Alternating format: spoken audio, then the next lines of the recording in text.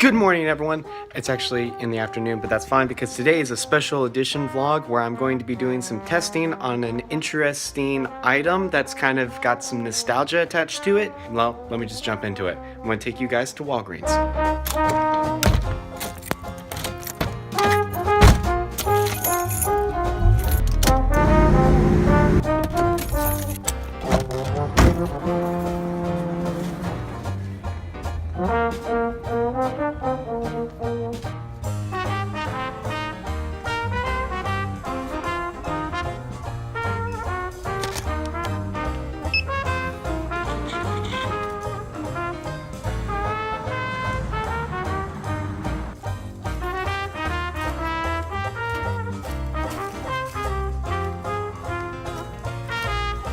Alright, so you guys are probably wondering what in the heck I'm doing, but I was watching the video from Photo Gear News. He was at CES and he was at the KODAK booth, and they were talking about the new 8mm camera that they're going to be bringing out, which is it's got a nice LCD screen on it. And so I started looking at KODAK because I haven't checked them out in a really long time, and so I realized, what was a real do those little disposable KODAK cameras still exist? You know, like the ones that you pick up at Walgreens, and you know, what's the deal with them, you know? So I did a little research about them. So I thought, well, how can they compare by today's standards? What kind of image can I get out of them? So from shooting to everything. So we're gonna go ahead and open this, and we're gonna see.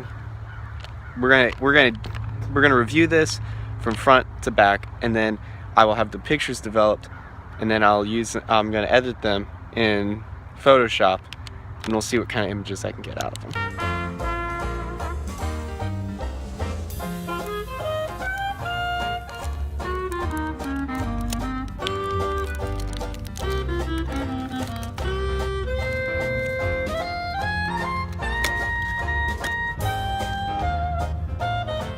So first things first, let's talk about the specs of the KODAK camera.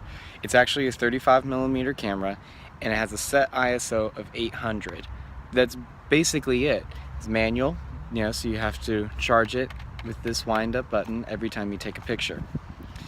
Has 27 shots in it. Now KODAK actually has an HD version of this camera now, but I wanted to pick the basic, most standard one there was, and it's like $1 more for the HD one. Later on I might get it just so I can compare the shots, and they obviously have the waterproof one as well. This one is going to be our test subject for today.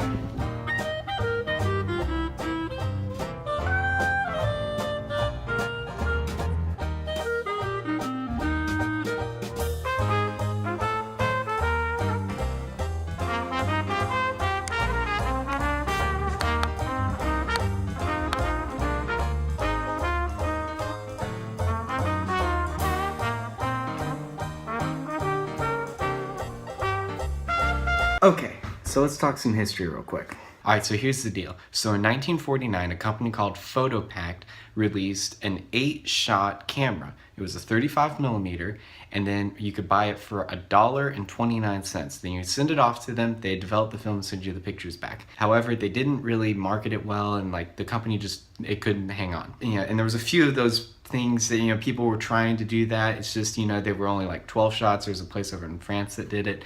And then the first successful one was when Fuji did it. And they did it in 1986 when they created the Quick Snap.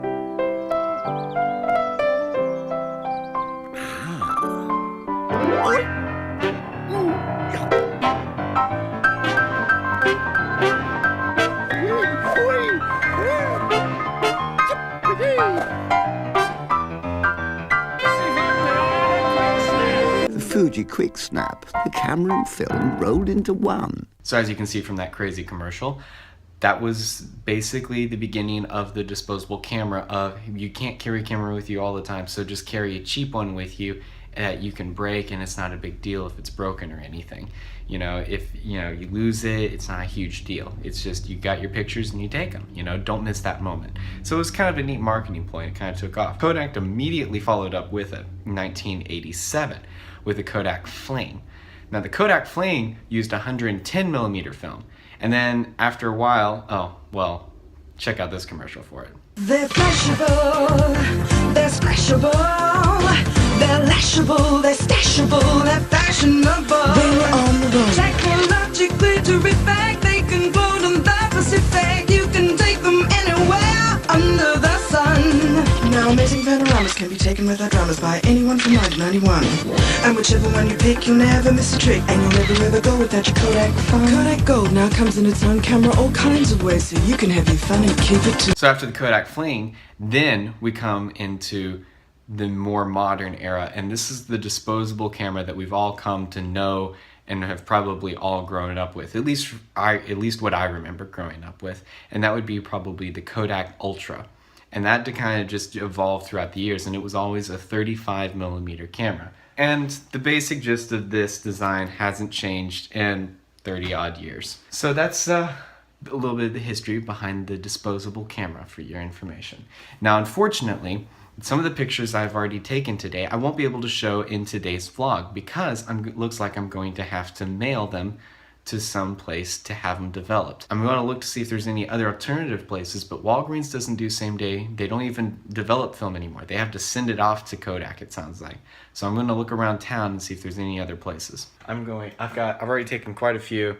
I've got about 21 shots left. It's a 27 shot camera. I'm probably only going to shoot 24 just because Walgreens charges like an exorbitant amount for that extra 3 pictures. I don't know why, they just do. That's how they price market it. They do either 24 or 27, and even though it sells 20, I don't know why. I have to get ready to go. Hopefully I can get some pictures tonight at fencing and I can do some tests with some high-speed photography and see how the Kodak works for that. Well, class is actually over, and I was actually able to use some of my students as guinea pigs to get some pictures with the Kodak. I'm really stoked to see how some of these came out. I got one guy, I got 2 shots of a guy doing a flesh, and he got completely airborne. Those should come out pretty good. Hopefully, and there's pretty good light in here, so I'm really excited to see how these are going to turn out. And again, I really wish that I would have been able to show them in the video and get these developed the same day, but oh well, that's how film goes these days. No one uses it, so. Well, made it home, just had some pizza, and now watching probably one of the most notable James Bonds.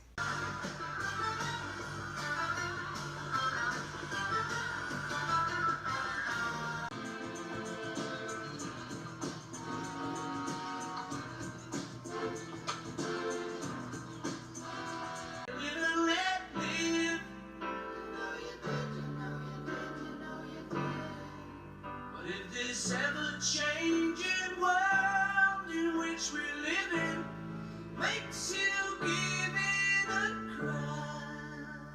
So that was the first one I'd ever seen with Roger Moore, and I have to say, I didn't even like him as much as the other guy, the George Lazenby guy. Obviously, I think Sean Connery is the best. Moore guy, I forget his name. Anyway, I don't think, he's not my favorite. He's okay. Maybe he'll grow on me in the other ones, but I did think Live and Let Die wasn't my favorite, but it was a very good one. They've all been really good so far.